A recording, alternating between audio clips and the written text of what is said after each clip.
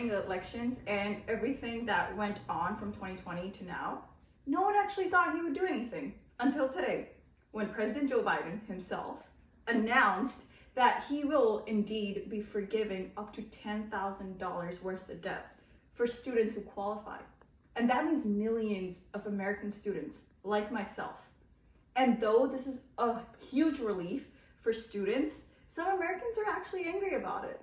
And they have all reasons to be angry. Let's find out why. Now hear me out. Politics are very cool because every politician in every election campaign has a targeted audience, a targeted group of people that they want to grab their votes from. And they know these people will fall for their tricks and vote for them.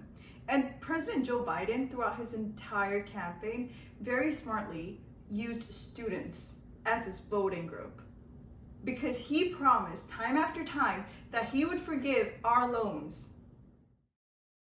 President Biden announced his plan to wipe out significant amounts of student loan debt for tens of millions of Americans. He would cancel $10,000 in debt for those earning less than $125,000 per year, and $20,000 for those who had received Pell Grants for low-income families. It's worth noting that around 45 million American students owe $1.6 trillion for federal loans taken out for college. You heard that right, $1.6 trillion.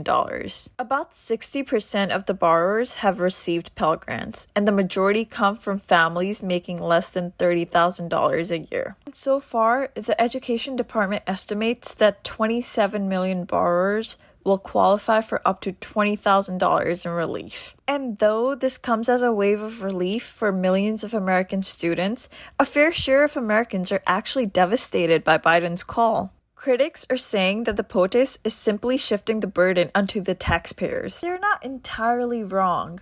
Biden's student loan plan could cost taxpayers around $300 billion. You heard that right as well. $300 billion. Critics are so angry that they're claiming that there's no such thing as student loan forgiveness. They say that this plan is rather student loan transferal, where the debt is only being transferred from someone who took out the loan to someone who did not take out the loan.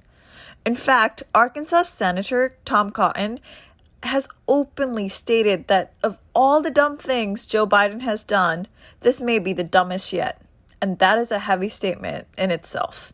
But regardless of our personal stance on the issue, one thing we can all agree upon and applaud the POTUS for is the fact that he actually stood by the promise he made to his target audience, the students.